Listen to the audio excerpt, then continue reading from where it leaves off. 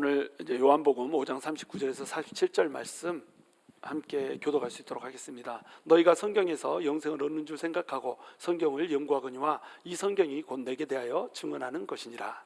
그러나 너희가 영생을 얻기 위하여 내게 오기를 원하지 아니하는도다. 나는 사람에게서 영광을 취하지 아니하노라. 다만 하나님을 사랑하는 것이 너희 속에 없음을 알았노라. 나는 내 아버지의 이름으로 왔음에 너희가 영접하지 아니하나 만일 다른 사람이 자기 이름으로 오면 영접하리라.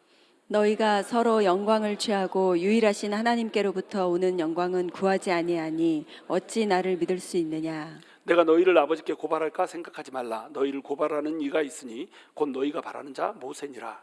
모세를 믿었더라면 또 나를 믿었으리니 이는 그가 내게 대하여 기록하였음이라. 다 함께 읽습니다. 그러나 그의 글도 믿지 아니하거든 어찌 내 말을 믿겠느냐 하시니라. 아멘. 우리 옆에 분들하고 인사하시죠. 얼굴이 해처럼 빛나시는군요. 다시 한번 인사합시다. 당신의 마음속에 해가 담겨 있어서 그렇습니다.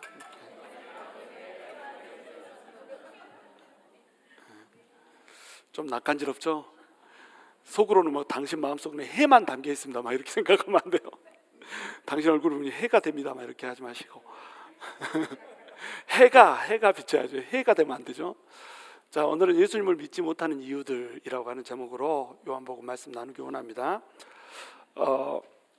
어떤 사람이 식인종한테 잡혀갔습니다. 그래가지고 식인종 마을에 갔는데 꽁꽁 이게 묶여 있는 거예요. 그래서 이제 난 죽었구나 싶었는데 그 식인종 추장에 그 돌로 만들어진 테이블에 보니까 성경책이 하나 놓여 있는 거예요. 그래서 예수 믿으십니까? 물어봤더니 예수를 믿는다는 거야.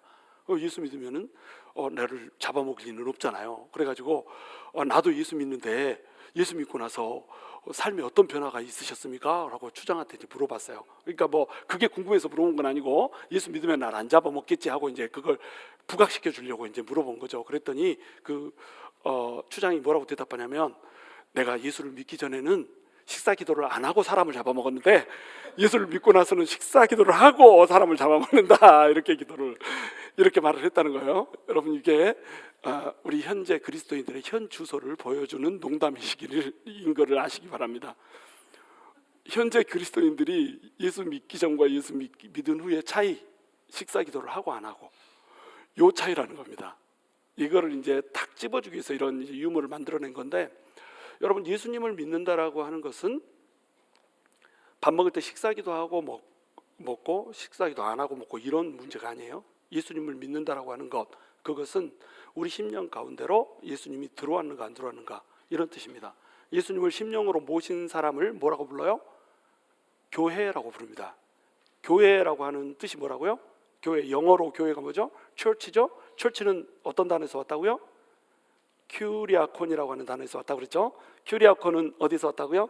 키리오스하고 콘이 합쳐진 겁니다. 키리오스는 뭡니까? 주님이란 뜻입니다. 그래서 철치라고 하는 단어의 원래 뜻은 교회가 아니에요.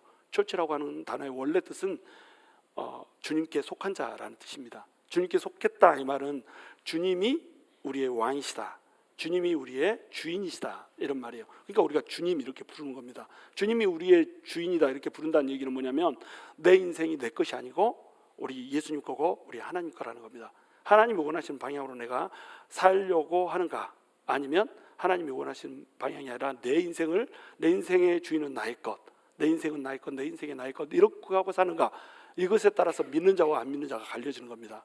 그러니까 우리가 믿으면 구원을 얻습니다. 근데 그 믿음이라고 하는 것이 뭡니까? 믿음이라고 하는 것은 결국 소유권의 문제예요.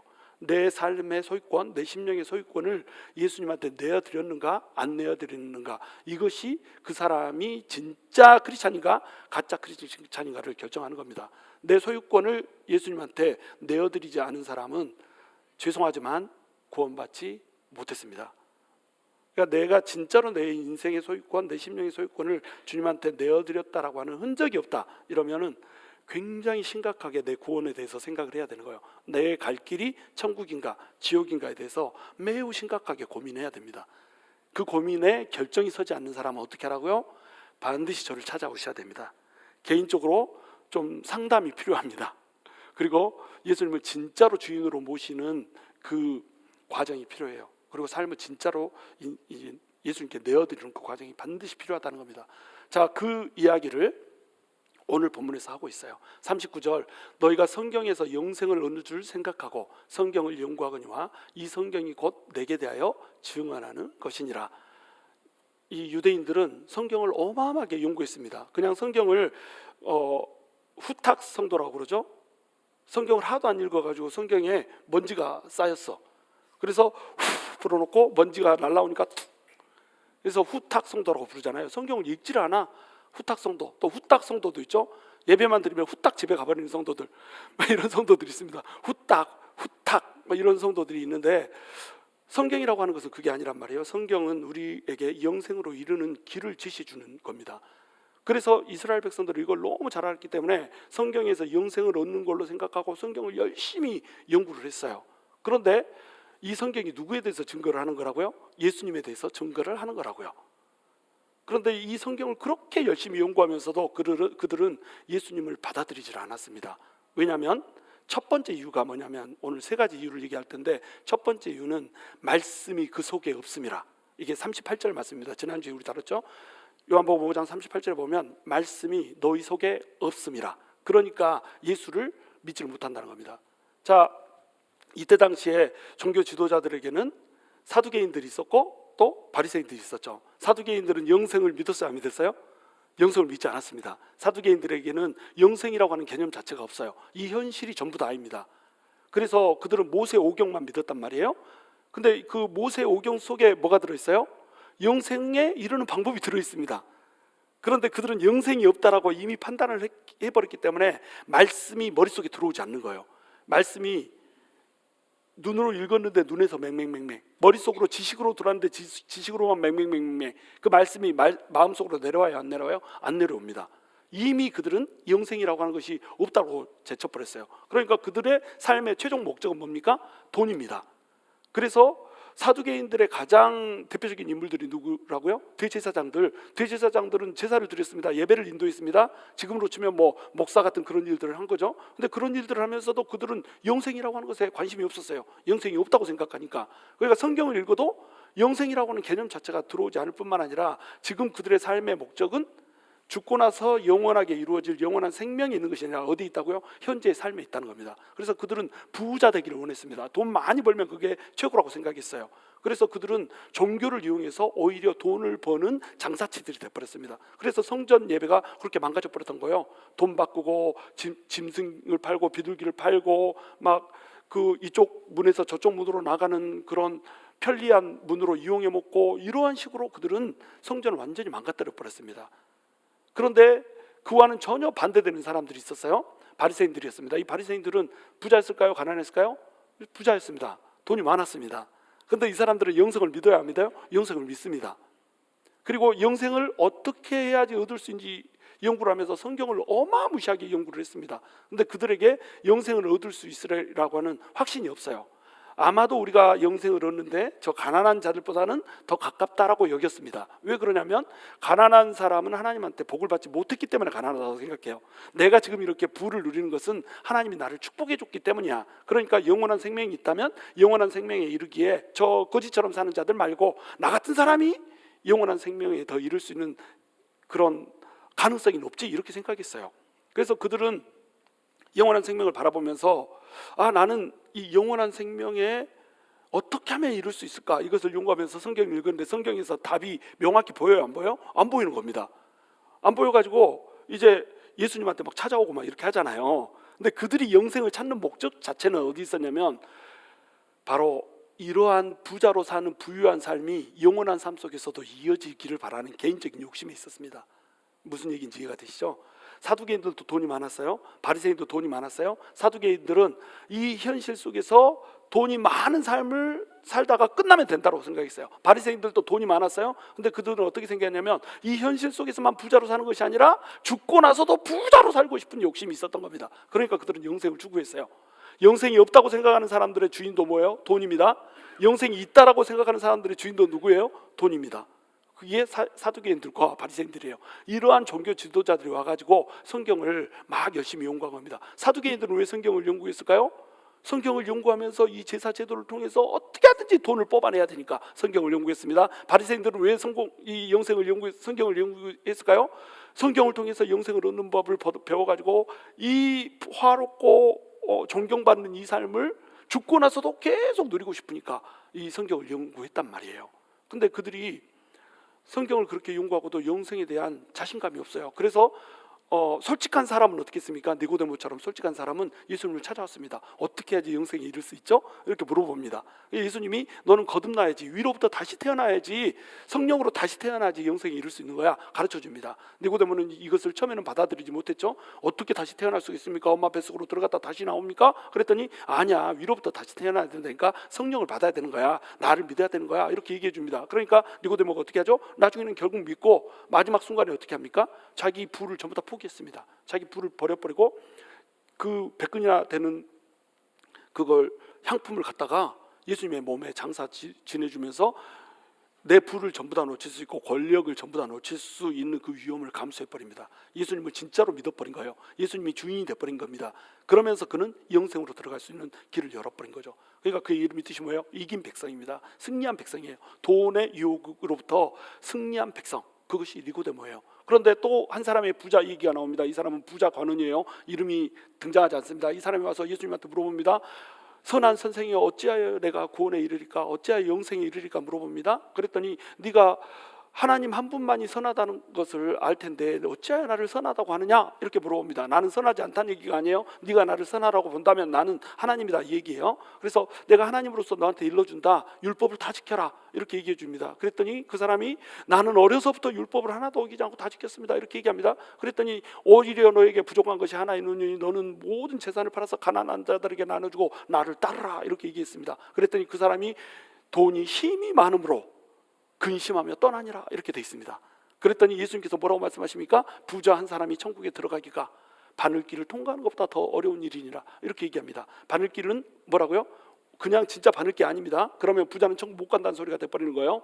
바늘길은 바늘길이라고 불리는 문이 있었던 겁니다. 그 문이 쪽문인데 그 쪽문을 통과하려면 나귀가 짐을 싣고는 절대 통과를 못해요. 그러니까 네가 주인 삼고 있는 그 돈을, 그 짐들을 전부 다 벗어나야지 이 바늘길을 통과할 수 있어, 이 얘기를 해준 겁니다.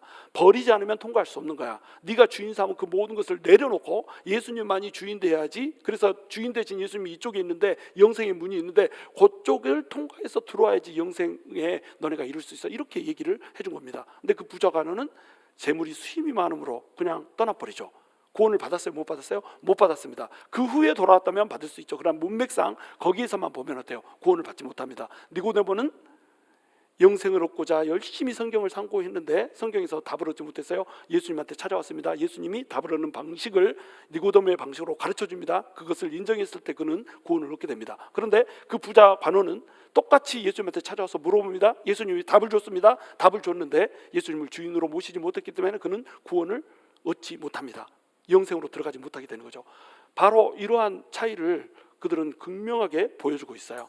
그러니까 그들이 성경에서 영생을 얻는 줄 알고 그렇게 성경을 열심히 공부하고 성경을 달달달 외우다시피 이렇게 했는데 그 성경이 그들에게 영생을 주지 못했던 이유, 그 이유는 뭐였어요? 성경을 그렇게 연구해도 성경이 마음속으로 내려오지 않은 겁니다. 그들은 이 모세오경, 사두개인들도 모세오경을 믿고 바리새인들도 모세오경을 믿고 모세오경 이후의 것 성경들도 다 선지서를 다 믿었습니다. 모세오경이 있고 선지서가 있고 그다음에 시편들이 있고 이렇잖아요. 시들이 있고 이렇습니다. 이걸 통틀어서 성경이라고 부르는 거예요. 그리고 모세의 글들과 그다음에 선지자의 글들 이렇게 하면 이거 전체가 성경을 얘기하는 겁니다. 근데 그것을 그렇게 그들은 연구했는데 예수님을 믿지를 못했다는 거예요. 왜 믿지 못했다고요? 말씀이 마음속에 있지 않기 때문에 믿지 못했다는 거예요. 그들이 성경을 진짜 진솔한 마음으로 읽었다고 한다면 이 성경에 나와 있는 예수 그리스도를 발견할 수밖에 없었습니다. 근데 그들은 말씀이 마음속으로 들어오지 않기 때문에, 마음속에 말씀이 심겨지지 않기 때문에 성경을 그렇게 봐도 예수님을 발견하지 못했다는 거예요. 근데 말씀을 진짜 진솔하게 되면 예수님을 알 수밖에 없어요. 이것을 이미 지난 시간에도 말했고 지지난 시간에도 말했죠. 예언들이 되어 있습니다. 330번의 예언이 이미 예수님 오기 전에 구약 성경에 이루어졌고 이것을 문자 그대로 이루면서 우리 예수님이 오셨단 말이에요. 그러니까 성경을 보면은 이 예언 하나만 봐도, 예언의 성취라고 하는 이것만 봐도 예수님을 하나님이다, 하나님의 아들이다, 메시아다라고 인정할 수밖에 없습니다. 그것뿐이 아니에요. 성경에 나오고 있는 모든 사건들, 이것이 예수님에 대해서 얘기하고 있습니다. 홍해바다를 가르고 나온 사건, 이것은 무엇을 얘기합니까? 너네를 애굽의 노예로부터 건져준 것처럼 죄의 노예로부터 예수님이 건져줄 거야. 모세가 물에서 건진 자라고 하는 이름을 가졌지, 예수님이 물에서 건져주는 자가 돼서 너네를 죄의 물에서 건져줄 거야, 이 얘기하는 겁니다. 그리고 모세가 광야를 이끌고 돌다가 결국에는 가나안 땅으로 들어가지 못하지 않습니까? 그리고 누가 가나안 땅으로 인도해요? 자슈아가 인도에 갑니다. 조슈아, 예슈아, 이름이 똑같습니다. 같은 이름입니다. 예슈아 또 여호수아, 이름이 같은 이름이에요. 한 이름입니다. 그러니까 모세한테 주어진 율법으로는 너네가 절대 구원에 이를 수 없고, 여호수아, 다시 얘기해서 하나님의 구원, 그것을 하나님이 주시는 구원, 그것을 통해서만 너네는 영생에 이룰 수 있어. 이것을 가르쳐주기 위해서 자슈아가 자꾸 영어로 얘기하네요. 영어도 못하면서 그 여호수아가 가나안 땅으로 인도해 드린 겁니다. 가나안이 천국을 얘기하는 거예요. 그 천국으로 누가 인도해요? 여호수아, 하나님의 구원만 인도하는 겁니다. 사람의 노력으로, 율법적인 의로 인도할 수가 없다는 거예요. 그것을 예표적으로 그대로 보여주는 겁니다. 그러니까 홍해바다를 가른 사건, 또 거기 가나안 땅으로 들어가는 사건 자체가 뭘 암시하고 있다고요? 예수님을 통한 구원을 암시하고 있다고. 이것을 전부 다 가르쳐 줬습니다. 또 노아의 방주에 보면은 전부 다 세상이 멸망할 때에 방주에 탄 8명의 사람들만 구원을 얻죠. 그렇죠? 노아의 식구들만 구원을 얻습니다. 그 노아의 식구들은 왜 구원을 얻었습니까? 방주에 타라고 할 때 탔으니까 구원을 얻습니다. 다른 사람들한테 말하지 않았지 않냐? 노아가 다 말해줬습니다. 비 내린다, 이제 망한다, 이 세상에서 이렇게 살다가 너네 죽는다. 그런데 전부 다 웃고 떠들고 하다가 배에 타질 않았습니다. 그래가지고 막 비가 뚜둑뚜둑 떨어지기 시작하니까 생전처럼 비가 내리니까 그때서야 살려주세요, 문 열어주세요 하는데 이미 늦었어. 그래서 문은 닫혀버렸어요. 그리고 그들은 전부 다 멸망에 떨어져 버렸고, 방주에 탄 사람들만 구원을 얻었단 말이에요. 그럼 이 방주는 누구를 상징하는 거예요? 바로 예수 그리스도를 상징하는 겁니다. 어떤 사람은 방주가 교회를 상징한다 이렇게 얘기하는데 그건 잘못된 겁니다. 교회에 나오는 걸로 구원받는 게 아니에요. 물론 이 교회가 주님께 속한 자라고 하는 뜻으로서의 교회라고 한다면 맞습니다. 우리 주님이 머리고 그 머리에 몸된 바가 돼가지고 진짜 우리 주님을 머리로 모시고 있는 사람들, 이것을 교회라고 부른다면 노아의 방주는 교회를 상징하는 게 맞아요. 근데 엄밀히 따지자면 교회가 아니라 누구라고요? 예수님이라는 겁니다. 방주는 예수님을 상징하는 겁니다. 예표하는 거예요. 또 그것뿐이 아니에요. 사람들도 마찬가지입니다. 사람들 중에 뭐 요셉이라고 하는 사람, 그 모세오경만 보자는 거예요. 모세오경만 보면 요셉이라고 하는 사람이 바로 누구를 상징하고 있냐면 예수 그리스도를 상징하고 있습니다.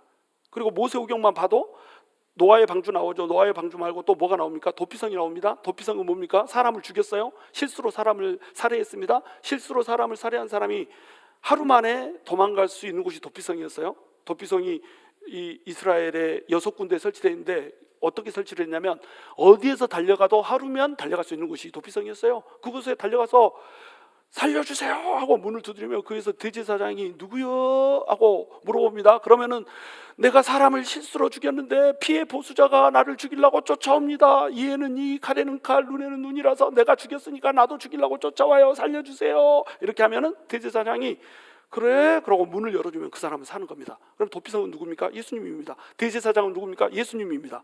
성경이 얘기하고 있는 게 전부 예수 그리스도예요. 너네가 불뱀에 물렸어요. 원망하고 불평하다가 세상에서 막 돌아다니던 그 불뱀을 주님이 막아주고 있었는데 안 막아주고 그냥 그러면 그대로 살아봐라 이렇게 하니까 불뱀이 물었습니다. 죽어가고 있습니다. 전부 죽어가고 있을 때 우리 살려면 어떻게 해야 되나요? 놋뱀을 딱 들어 올렸습니다. 그랬더니 놋뱀을 보는 자마다 어떻게 했습니다? 살았습니다. 놋뱀 들어 올리면서 이거 보면 산다 했는데 안 본 사람들은 어땠어요? 다 죽었어요. 예수님도 마찬가지입니다. 사람들이 다 마귀에 물려서 죽어가고 있습니다. 놋뱀처럼 우리 주님을 십자가에 달아서 딱 올렸습니다. 이걸 바라보는 자는 산다. 아이고, 예수를 믿는 자가 어떻게 삽니까? 고행을 해야 살지, 무릎팍으로 뻘뻘 기어다녀야 살지, 3,000배를 도가니가 나가도록 해야 살지, 전부 다 막 이렇게 얘기합니다. 근데 도가니가 100번 나가도 예수를 바라보지 않으면, 그 놋뱀 된 예수님을 바라보지 않으면 다 죽습니다. 놋뱀도 누구에 대해서 얘기하고 있다고요? 예수님에 대해서 얘기하고 있습니다. 그러니까 모세오경만 봐도 어마어마한 예표들이 막 등장하는 거예요. 모세오경에서만 내가 추수를 보면 100개가 넘습니다. 뭐 수요 예배 때 나와서 구약 속의 예수 그리스도 공부하신 분들은 이걸 절실하게 할 텐데, 구약 속에 담겨진 예수가요, 출애굽기만 해가도 아주 막 출애굽기에서만 내가 100개를 줄일 수가 있어. 어마무시합니다. 요셉 어떻습니까? 요셉이 형제들한테 버림을 받습니다. 예수님이 형제들한테 버림받았죠. 또 요셉이 어떻습니까? 자기 권위자인 보디발한테 버림받죠.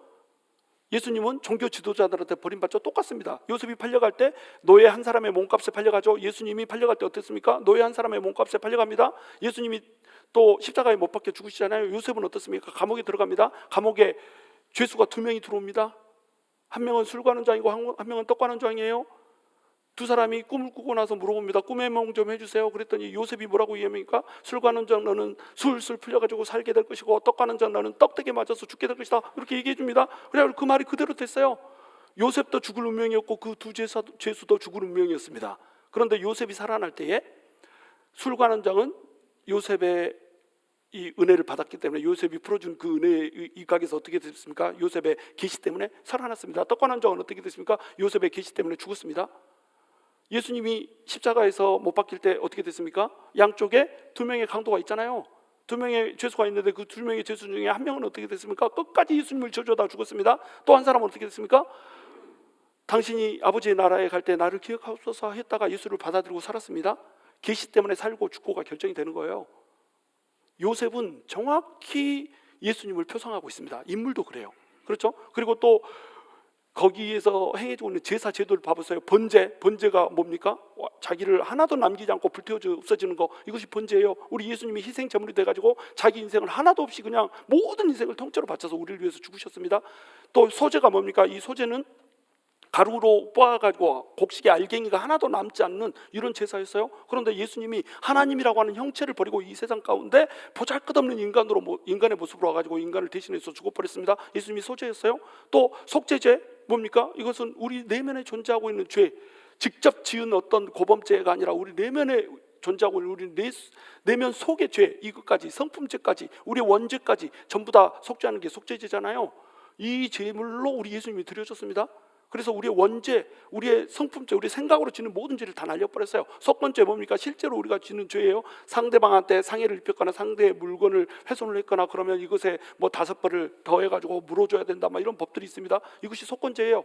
우리 예수님께서는 이런 우리가 진짜로 지었던, 말로 행동으로 지었던 모든 죄들을 십자가에서 우리를 대신해서 죽으시고 날려버렸어요. 또 화목죄, 우리 주님께서 하나님과 우리가 원수가 됐는데 죄로 인해서 갈라서 있는데 이것을 화목하게 만들면서 화목하게 만들어주는 화목 제물로 드려져 버렸다는 겁니다. 이 제사가 뭐에 대해서 얘기하고 있어요? 예수님에 대해서 얘기하고 있습니다.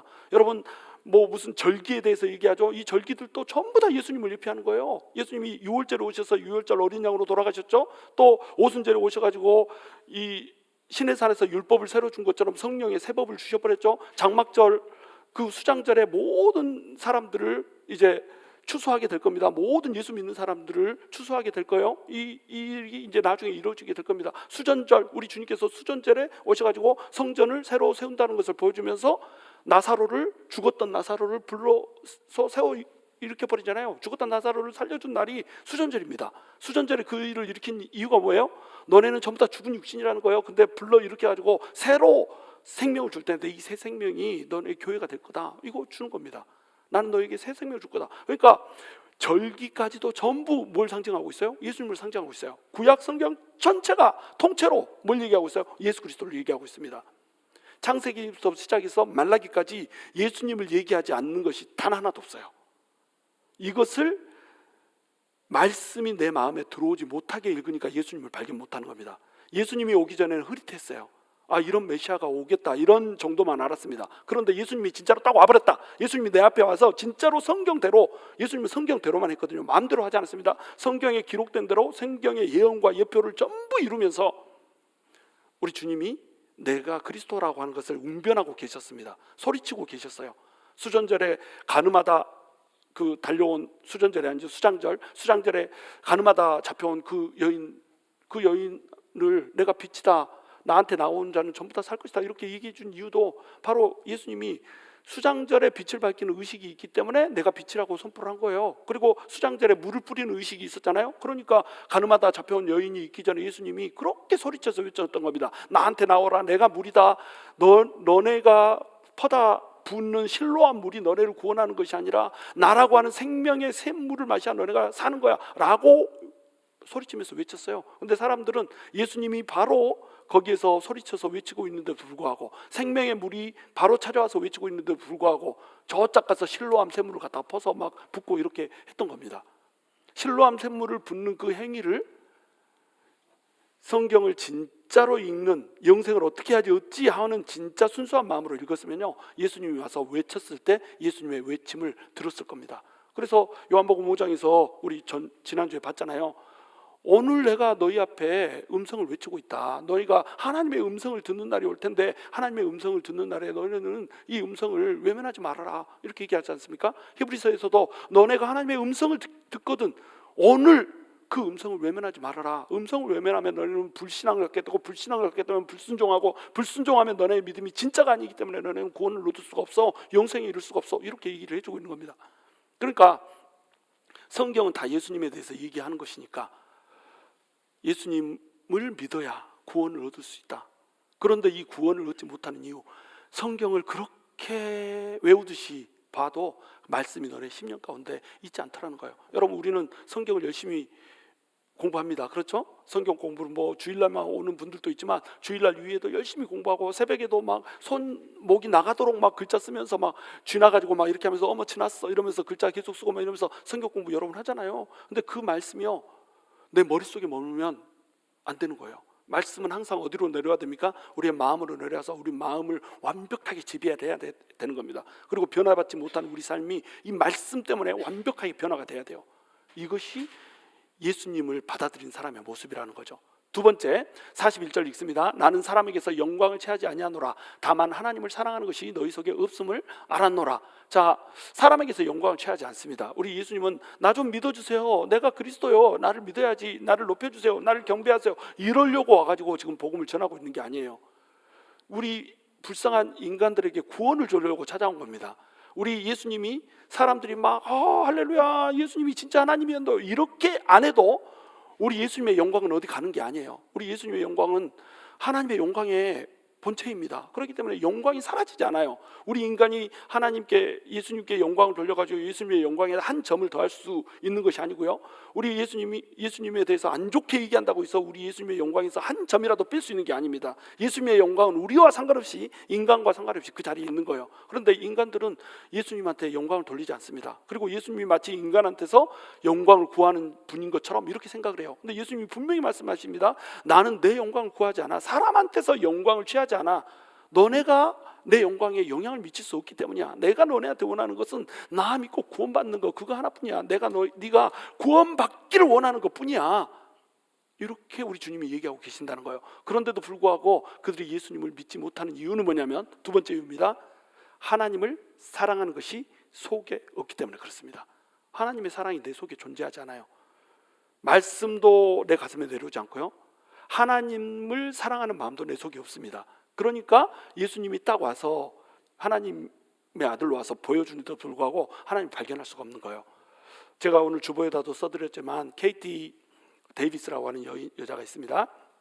여러분도 책을 좀 읽는 분은 이분을 알 거예요. 이분이 엄마라고 불러도 돼요? 라고 하는 책의 저자입니다.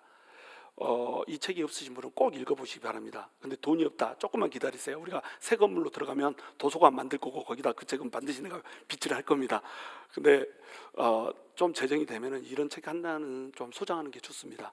자, 이분이 어떤 사람이냐면 원래 테네시에서 태어난 굉장히 부유한 사람이었습니다. 굉장히 부자였어요. 그래가지고 이 여고 시절에, 어느 날 여고 시절 그 스포츠카를 타고 다니는 사람이 바로 이 여자였습니다. 여러분이 그렇게 타고 싶어하는 람보르기니, 페라리 이런 급의 차를 몰고 다녔던, 빨간 스포츠카를 막 몰고 다니고 남자친구도 있고 막 이런 사람이었어요. 잘 나가던 사람이었습니다. 그리고 이제 고등학교 3학년을 마치고 대학 가기 일보 직전의 사람이었어요. 공부도 너무 잘했습니다. 이 사람은 원래 집안이 부자인 금수저인데다가 자기도 공부를 잘해.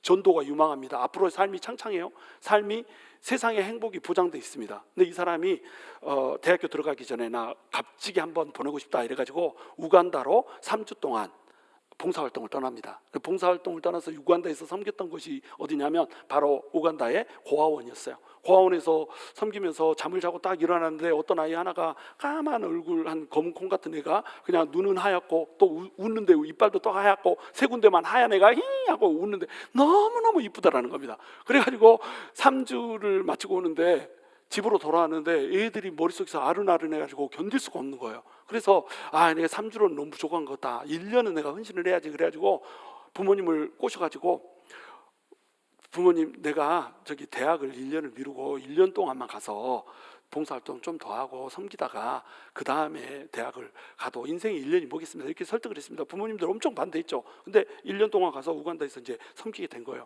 그래서 우간다에서 이렇게 섬기다 보니까 너무너무 자연이 숨막히게 아름답습니다. 자연은 숨막히게 아름다운데 이 우간다라고 하는 동네는 어때요? 숨막히게 가난합니다. 그 숨막히게 아름다운 자연 속에 살고 있는 숨막히게 가난한 사람들의 이 역설이 아이들 한 명 한 명의 얼굴 속에 들어있는 거예요. 아이들이 숨막히게 가난합니다. 근데 그 아이들의 마음속을 들여다보면 숨막히게 순수합니다.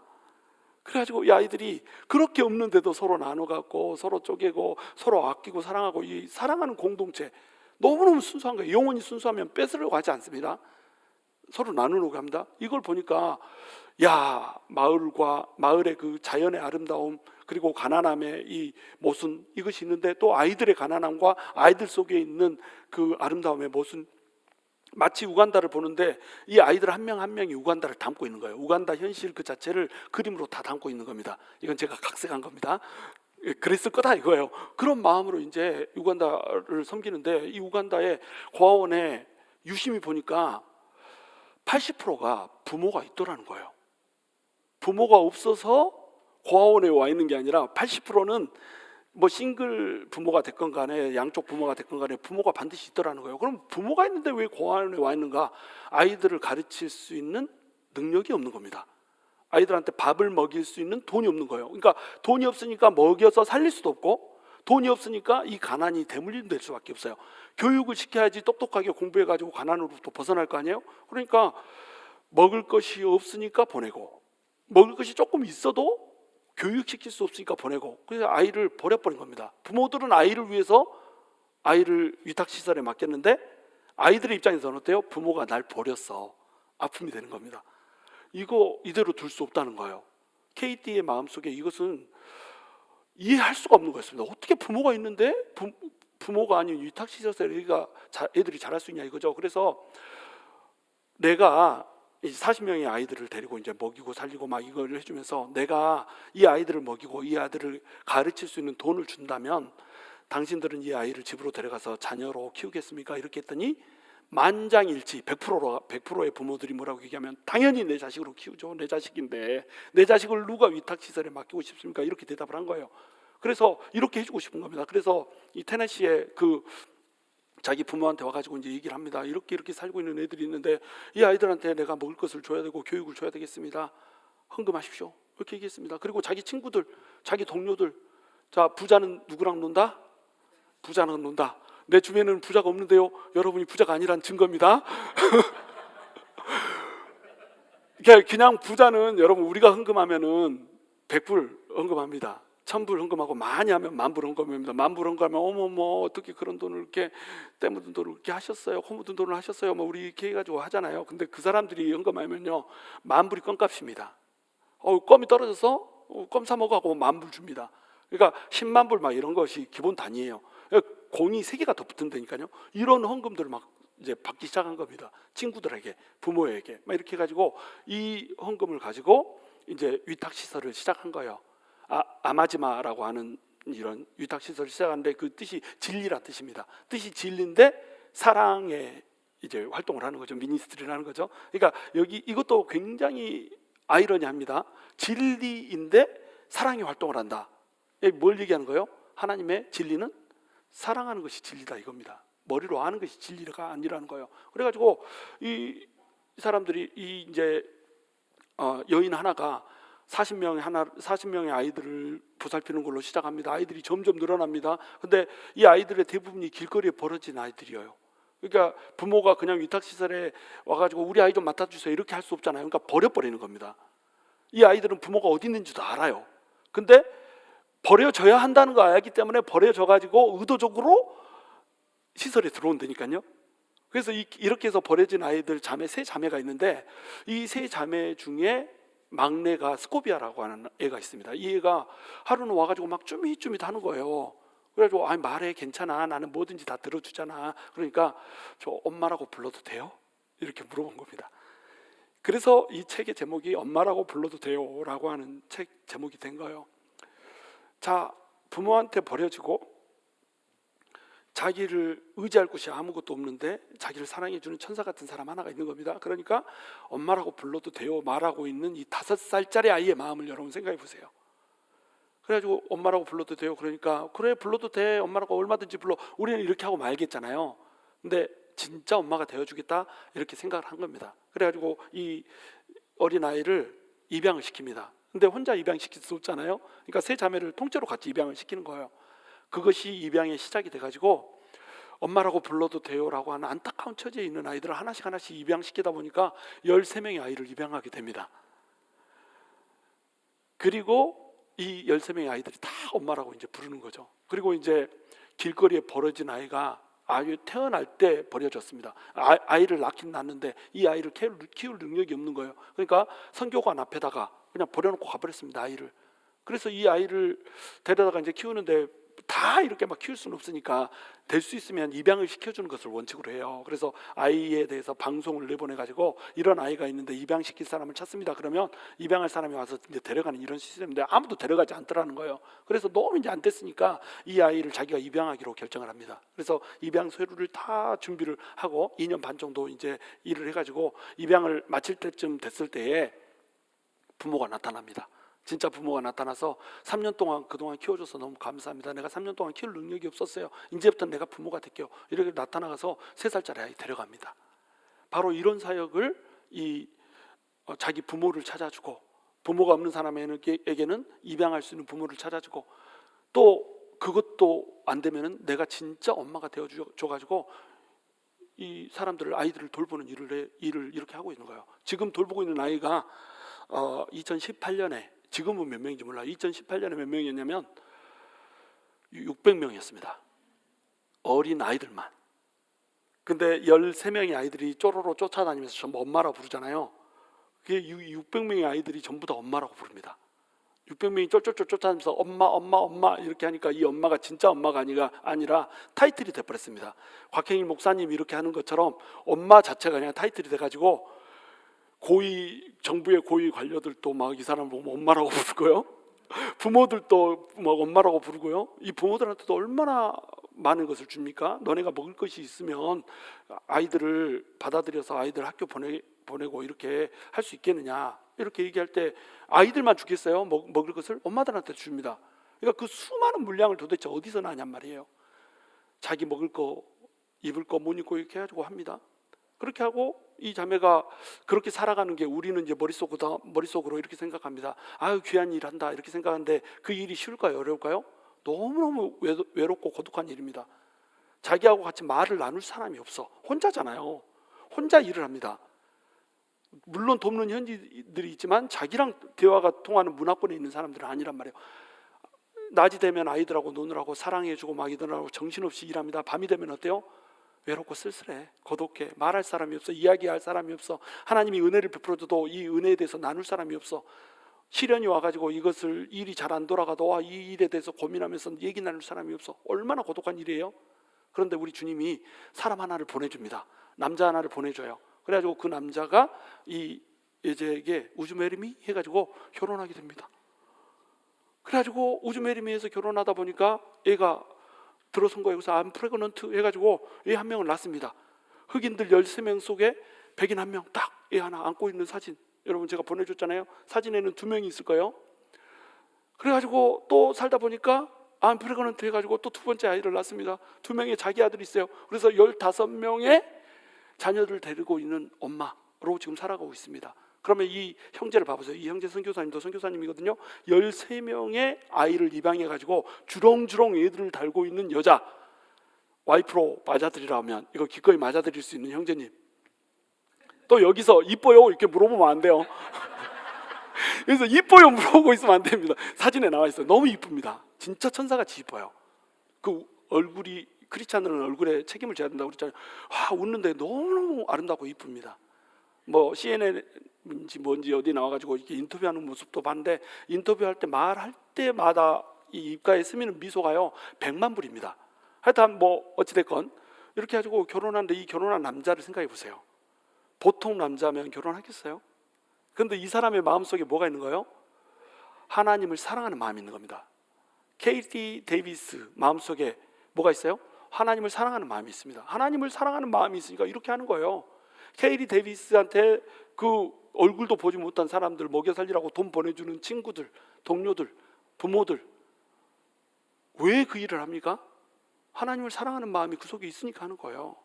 가장 앞장서서 하나님의 일을 하는 사람이 있고 또 그게 안 되면은 내 귀한 재물을 바쳐서 하는 사람들이 있고 우리 성명구 선교사님도 우리 그 멕시코에서 그렇게 이제 사역하잖아요. 그럼 우리가 이제 지금 굉장히 많은 재정을 보내줬지 않습니까? 그 재정을 우리가 보내줄 때 교단에 우리가 GCF라고 하는 걸 보내요. 그레이트 커미션 펀드라고 하는 게 있어요. 그레이트 커미션 펀드가 우리 정해진 할당량을 내야 되거든요. 근데 우리가 우리 교단의 선교사님한테 드리면 이것은 낸 걸로 거기에 낸 걸로 이제 할당이 되는 겁니다. 그러니까 그걸 하려고 선교사님한테 우리 교단의 선교사님으로 들어가시죠. 교단 목사님인데 교단 선교사님이 아니면 좀 그렇지 않습니까? 이래가지고 권유를 했어요. 근데 그렇게 못하는 이유가 있습니다. 왜 못해요? 빚이 있다는 거예요. 빚이 있습니다. 그래서 우리 교단에서는 사랑의 비두에는 빚지지 말라라고 하는 말씀에 입각해서 선교사가 빚이 있으면 교단 선교사로 받아주지 않습니다. 빚부터 갚고 선교사해라 해가지고 교단 선교사가 못 된 거예요. 그래서 우리는 그레이트 커미션 펀드로 치지 않고 그냥 생으로 보내드리고 있는 겁니다. 근데 여러분 생각해 보세요. 성명구 선교사님한테 재정적인 서포터가 가잖아요. 재정적인 서포트가 가면은 일부는 선교사님이 쓸 수 있잖아요. 그렇죠? 그럼 그렇게 일부는 자기가 쓰고 막 이렇게 했으면 빚을 지지 않았을 거예요. 근데 내가 빚을 져가면서 그곳에 있는 그 굶주리고 가난한 영혼들 위해서 그냥 써버리는 겁니다. 지금도 우리가 그 6만 불 가량 들여가지고 교육관 만들어 줬잖아요. 너무너무 우리가 잘했죠. 그리고 이제 200불씩 우리가 보내줍니다. 한 달에 200불씩 한 달에 보내주는 것은 어디에 쓰여요? 선생님들 강사료도 안 됩니다. 이게. 그리고 나머지 애들 먹이고 애들 교육시키는데 들어가는 교재보 이런 것들은 전부 누구 돈으로 들어가요? 선교사님 돈으로 들어갑니다. 선교 사역을 해서 돈이 나오는 것이 아니라 돈이 들어간단 말이에요. 그러니까 빚이 늘어나고 미친 거 아니에요? 왜 이렇게 살아야 됩니까? 왜 이렇게 살죠? 하나님의 사랑이 그 속에 들어있으니까. 우리 성도들도 똑같아요. 우리 성도님들 얼마나 어렵게 돈 법니까? 그렇잖아요? 고생해서 돈 벌잖아요. 저도 뭐 월급이 따박따박 나오지만 그냥 월급 나오는 거 아닙니다. 보스가 일 안 한다고 막 난리 치는 거 막 하면서 월급 나오는 거예요. 여러분 월급 자영업 하시는 분들이나 이런 분들 한 푼이라도 더 벌려고 얼마나 고생하십니까? 근데 이 돈 가지고 바수론에 얼굴도 모르는 아이들 좀 섬기라고 그러니까 여러분 어떻게 했어요?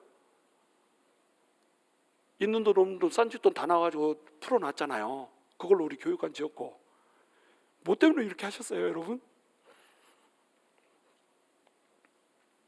하나님을 사랑하는 마음이 심장에 있으니까 이렇게 한 거 아니에요. 하나님을 사랑하는 마음이 심장에 있는 사람이 하나님을 진짜 믿는 크리스찬인 겁니다. 우리 성도님 중에 알렉스 그 아프다는 사람 있었잖아요.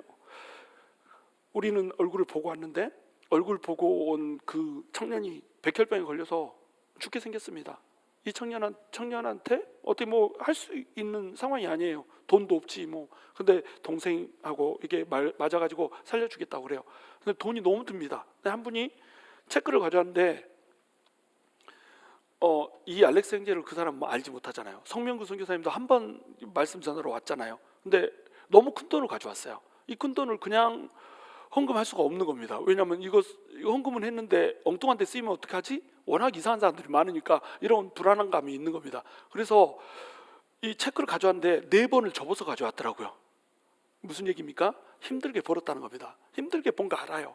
이 힘든 걸 본 것이 하나님을 위해서, 하나님의 사랑하는 영혼을 위해서 진짜로 가치 있게 쓰여지기를 원하는 겁니다. 그러니까 4번 접은 거예요.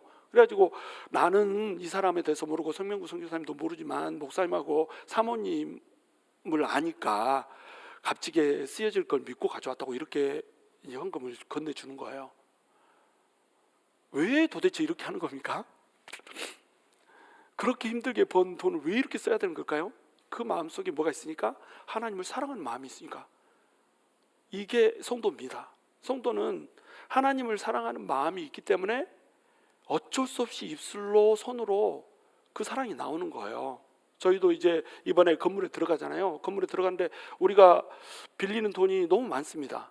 뭐 175만 불을 빌리고 여기 남는 돈이 이제 250만 불밖에, 25만 불밖에 안 돼요. 이 25만 불 가지고 이제 투자를 해가지고 교회를 리모델링을 해야 되지 않습니까? 근데 이 25만 불이면 본당하고 화장실 늘리는 이 정도밖에 안 돼요. 근데 우리가 뭐 직접 공사를 할 수 있는 부분을 한다고 해도 돈이 뭐 부억 정도 만들고 나면 돈이 아예 없습니다. 그 안에 채워야 되고 뭐 그래서 진짜로 교회답게 만들고 하려면 한 20만 불 정도 더 필요할 수 있습니다. 그런데 이제 교단에서는 이걸 내주면서 그 새끼치기 그 펀드라는 게 있어요. 교단에서 이게 참 우리 교단이 좋은 게 뭐냐면 175만 불을 빌렸으면 이걸로 끝나는 게 아니라 일단 론이 나오면 그 거기에 덧붙여가지고 얼마를 더 빌릴 수 있게 해줍니다. 거기서 더 빌릴 수 있는 맥시멈이 20만 불이에요. 될 수 있으면 안 빌리려고 해요. 왜냐하면 재정 부담이 성도들한테 가면 안 되니까. 근데 우리가 어쩔 수 없이 빌려야 될 수도 있습니다. 교회답게 만들려면. 그러면 195만 불이잖아요. 이 돈 어디서 나옵니까? 195만 불로 해놓고 나서 갚는 돈은 어디서 나와요? 그래서 제가 곰곰이 생각해 보니까 이게 참 이렇게 답답한 거예요. 그래가지고 제가 우리 이보현 사모 이름으로 들고 있던 생명보험을 끊었습니다. 그리고 우리 이보현 사모도 나를 위해서 드리고 있는 생명보험을 끊었어요. 만일의 사태가 되면 요거 쓰겠다 이거죠. 지금 제가 이제 교회에서 상징적으로 주는 주택보조금 1,000불 정도를 받고 제가 사역을 하지 않습니까? 우리 교회 재정이 딸리면 어디에서부터 수급이 돼야 돼요? 저한테부터 수급이 돼야 되는 겁니다. 우리 부교육자들 500불 뭐 말도 안 되는 금액 받고 이제 섬기고 있잖아요. 부교육자들한테 이거 내려놓게 하지 않을 거예요. 이분들이 내려놓겠다고 하면은 저는 못하게 할 겁니다. 그런데 저는 내려놓을 수 있어요. 왜냐하면 저는 그게 없어도 사니까. 근데 뭐 저라고 해서 또 마냥 풍부한 게 아닙니다. 내가 보니까는 교회 돈을 목사라고 마음대로 쓸 수 있는 게 아닙니다. 근데 목사가 좀 마음대로 써야 될 때가 있습니다. 무슨 얘기인지 아시겠어요? 이게 교회에서 목사가 이게 이렇게 쓰세요 할 수 있지 않아요. 그렇게 해서도 안 되고 저도 그렇게 하지 않으려고 애를 씁니다. 그래서 될 수 있으면 회의를 통해서 될 수 있으면 절차를 타고 통과해서 이렇게 쓰려고 해요. 그럼 그렇게 하다 보면 진짜로 돈을 써야 될 때 여기다 돈을 좀 썼으면 좋겠는데 사람들이 의견이 갈릴 수가 있잖아요. 그러면 누가 써야 됩니까? 그렇게 써야 된다고 생각하는 내가 써야 되는 겁니다. 그러니까 목회자가 풍족하다라고 하는 거 이것은 굉장한 유익이 있더라고요. 이렇게 쓰려면은 돈이 있어야 되는 거예요. 돈을 예찬하는 게 아닙니다. 돈이라고 하는 것은 뭐냐면 이 사람이 어디에다가 어떤 가치를 두고 이 돈을 쓰냐에 따라서 이것이 독이 되기도 하고 해가 되기도 하는 겁니다. 돈은 그런 거예요. 이 케일이라고 하는 사람을 봐보세요. 이 케일이가 돈을 쓸 때 얼마나 멋지겠습니까?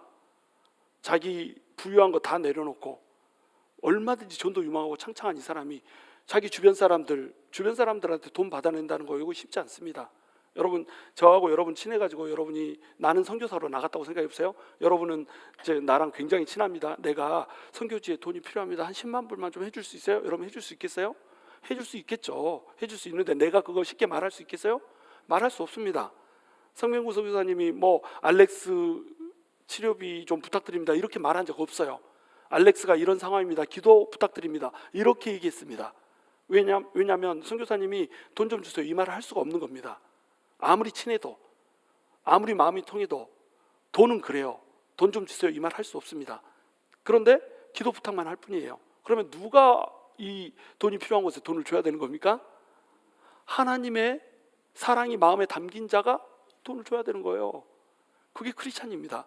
크리스찬은 내한테 주어진 시간, 나한테 주어진 재능, 나한테 주어진 물질 이런 것들을 어떤 가치에다 두고 쓰는가 이것을 결정을 해야 되는 거예요.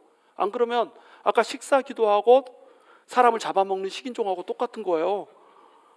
당신 달라진 거 보면 예수 믿고 달라진 게 뭡니까? 아우 제가 사람을 잡아먹기 전에 기도를 안 하고 먹었는데 이제는 식사 기도를 하고 잡아먹어요. 이런 식인종 같은 믿음을 가지고 있는 크리스찬들이 얼마나 많냔 말이에요. 근데 그렇게 하면 예수 그리스도를 만나지 못한다는 겁니다. 그리고 그렇게 한 사람은 예수 그리스도를 만난 적이 없는 사람이라고 하는 거예요.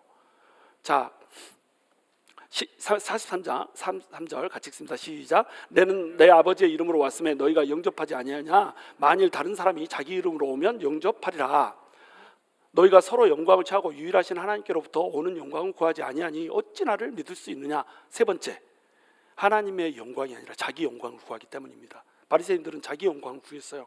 영생에 대해서 관심이 있었죠. 그러니까 영원한 나라에 관심이 있는 것처럼 보여요. 근데 영원한 나라에 관심도 왜 있는 겁니까? 지금 내가 현재 누리고 있는 이 풍족한 풍요로움이 영원한 나라로 이어지기를 바랐던 겁니다. 내 나라여 영원하라, 이렇게 생각했어요. 그러니까 하나님의 영광이라고 하는 것은 안중이 없습니다. 자기 영광만 있어요.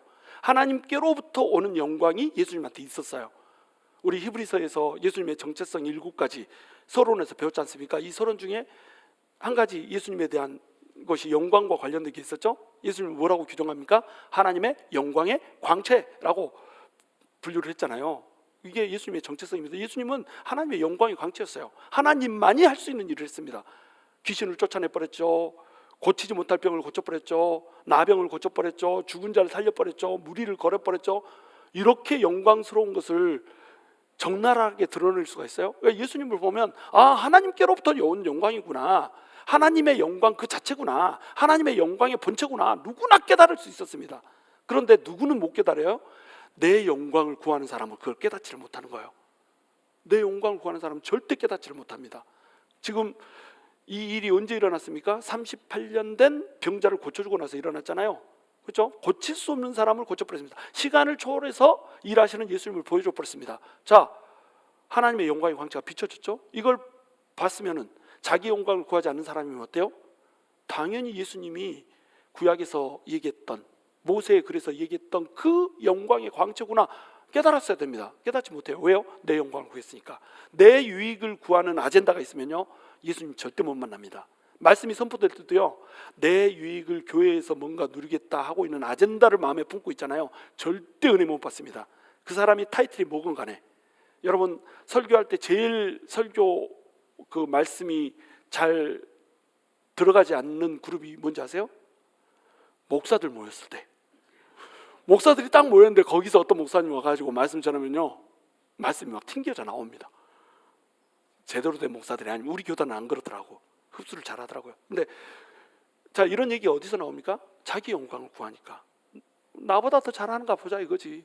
나보다 못하면 아이고 저런 걸 말씀이라고. 나보다 더 잘하면 아따 성질나게 잘 전하네, 이렇게 하려고 그 사람 매장시켜보려고 하고, 이렇게 된단 말이에요. 인간이 자기 영광 구하면 취해져 버립니다. 내 영광 구하면 너무너무 취해져 버려요.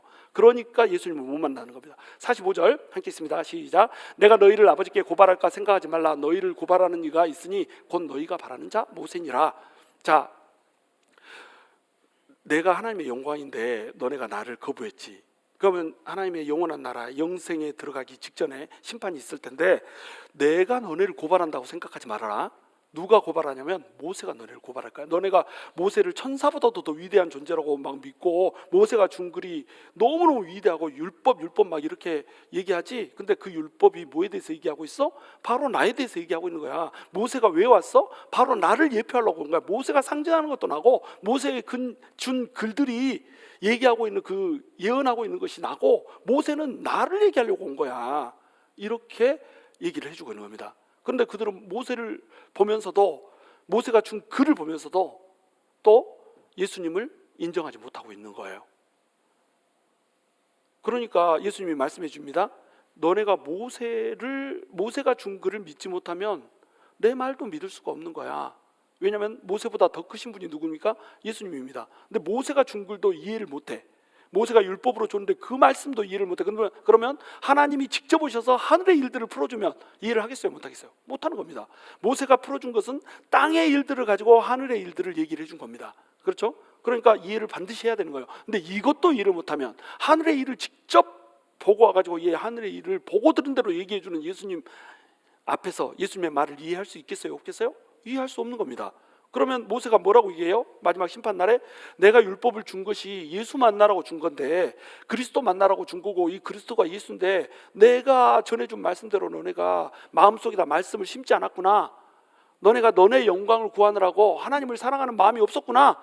너네는 내 말씀을 듣지 않은 자 해가지고 고발을 해버린다는 거예요. 누구한테요? 하나님한테. 이 고발의 입각에서 하나님은 무기징역 딱 해가지고 땅땅땅 때려 사형 하고 땅땅땅 때려가지고 영원한 불꽃덩이로 던져버린다는 겁니다. 바로 이 말씀하고 있는 거예요. 그래서 율법은 뭡니까? 몽학선생이라고 불러요. 몽학선생이 뜻이 뭡니까? 훈장선생이에요. 근데 훈장선생이라고 하는 표현은 우리나라에 훈장선생만 있었으니까 훈장선생이라고 표현했어요. 근데 이 말씀의 원어는 뭡니까? 이게 보조교사입니다. 원래 우리가 가야 되는 선생님이 있고 이 보조교사한테로 인도하는 선생님이 있었어요. 이거를 몽학선생이라고 우리말로 번역을 한 겁니다. 그러니까 율법이 하는 일은 뭐냐면 율법이 가르치지 않습니다. 율법은 선생이 아니에요. 진짜 선생은 누구예요? 복음입니다. 예수님입니다. 성령님이에요. 여기로 누가 인도를 해줘? 율법이 인도를 해줘요. 율법은 우리를 구원할 수 없습니다. 율법이 얘기하는 거 보면 너희한테는 구원이 없다. 율법을 행하는 그 행위로는 구원을 얻을 수 없고 율법의 그 공력으로 너희가 행하는 공력으로 절대 구원받을 수 없어. 이것은 죄를 깨닫게 한 것이고 진짜 너네에게 은혜를 베풀어주는 구원으로 영생으로 인도하는 선생이 있는데 그 스승한테 가야 돼 하고 끌고 백성들을 누구한테 인도해줘요? 복음으로 인도를 해주는 겁니다. 그래서 몽학선생이라고 얘기한 거예요. 율법을 준 게 모세고 모세는 그 일을 해준 겁니다. 그러니까 모세는 누구한테 우리를 인도해줘요? 예수님한테로 인도해주는 일을 하는 거예요. 모세를 통해서 준 율법도 모세를 통해서 준 성경의 글들도 전부 누구에게? 바로 예수님한테로 인도해주는 길이에요. 근데 예수님한테 인도해주는 길을 그렇게 자세하게 가르쳐 줬음에도 불구하고 그 창세기부터 신명기까지 모세오경을 통해서 너무너무 구체적으로 예수님에 대해서 그렇게 수많은 예언들과 예표를 가지고 예수님에 대해서 얘기해 줬는데 마음이 말씀을 받아들이지 못했네. 하나님을 사랑하는 마음이 그 속에 없네. 자기 영광만 구하고 하나님의 영광을 구하지 못하네. 이러니까 예수님을 거절해버렸다는 겁니다. 그러니까 누가 이제 고발을 해요? 모세가 고발을 한다라고 하는 거예요. 여러분 이제 우리의 얘기로 돌아옵니다. 우리는 하나님의 말씀이 우리 심령에 심겨졌습니까? 하나님을 사랑하는 마음이 우리 마음에 있습니까? 이거 너무나도 심각하게 우리 돌아봐야 됩니다. 정말로 하나님의 사랑이 우리 마음속에 심겨졌잖아요. 그러면 이 하나님의 사랑은 반드시 밖으로 표출되게 돼 있습니다. 우리의 말로, 우리의 손으로 반드시 표출되게 돼 있어요. 제가 우리 생명보험 끊은 얘기 했잖아요. 이 얘기를 하면서도 저는 부끄러워서 견딜 수가 없어요. 케일이라고 하는 그 사람의 하나님을 사랑하기 때문에 나타나는 그 삶에 비교해서 내 삶이 너무 어접해요. 이게 사랑의 크기입니다. 하나님을 얼마나 사랑하는가 하는 것이 내 삶이 어떤가를 결정하는 거예요. 내 삶에 내려놓는 것이 많으면 많을수록, 던지는 것이 많을수록, 포기하는 것이 많을수록 그것은 하나님을 사랑한다는 증거예요. 예수 믿는 사람이 전부 다 똑같지 않습니다. 하나님을 사랑하는 깊이가 다 똑같지 않아요. 나는 하나님을 사랑해. 입술로 고백하는 거 아무 의미 없습니다. 손 들고 찬양하는 거 아무 의미 없고요. 말씀을 달달달 외우는 거 아무 의미 없습니다. 말씀을 너무 잘 선포하는 달변의 입술도 다 필요 없고요. 뭐만이 의미가 있습니까? 하나님을 진짜 사랑하는 그 사랑하는 마음이 있는가가, 그게 중요한 거예요. 그 마음이 있으면 어떻게 됩니까? 형제자매 사랑하게 돼 있습니다. 이웃들 사랑하게 돼 있습니다. 내 이름도 모르고 얼굴도 모르는 영혼들에게 내가 가진 것들 다 내어줘도 그것이 내 영광이고 기쁨일 수밖에 없습니다. 그런 인생을 살아야 되는 것이 성도예요. 그런 일들을 해야 되는 것이 교회입니다. 교회는 주님께 속한 자들의 모임이에요. 주님께 속한 자들은 무엇을 위해 살아야 합니까? 영원한 생명을 위해 살아야죠. 영원한 생명을 위해 산다는 건 뭡니까? 하나님의 사랑을 담은 자로 산다는 겁니다. 하나님의 사랑을 담은 자로 산다는 건 뭡니까? 이 세상에 속한 자가 갖고 있는 모든 것을 던져서라도 하나님께서 찾으시는 그 영혼들을 향해서 그 영광을 위해서 기꺼이 다 내버린다는 거 하는 거, 그걸 의미하는 거예요. 저는 여러분이 교회에 헌금 많이 가져오는 거 바라지 않습니다. 적어도 여러분 주변에 힘들어하고 아파하는 영혼 한 영혼 있으면 그 영혼에게 내가 가지고 있는 시간과 물질과 재능을 쓸 수 있는 그런 성도 만들었으면 좋겠어요. 교회 헌금 안 해도 됩니다. 여러분이 이런 얘기 해도 될지 모르지만 헌금 여러분이 안 해도요, 하나님께서 이 교회가 진짜 아름다운 성도들로 모여있다고 생각하면 하나님이 돌리십니다. 저는 여러분이 어떤 성도가 되기를 원하느냐, 나한테 주어진 영혼 하나, 나한테 밟히는 영혼 하나, 내 눈에 계속 떠나지 않는 영혼 하나, 이 한 사람 위해서 여러분 가진 거 헌신한 그런 성도 됐으면 좋겠어요. 그런 성도 돼서 진짜 하나님의 기억 속에 지워지지 않는 그런 성도, 그런 성도들이 모인 것이 교회가 되는 겁니다. 그런 교회가 멋진 교회가 되는 거예요.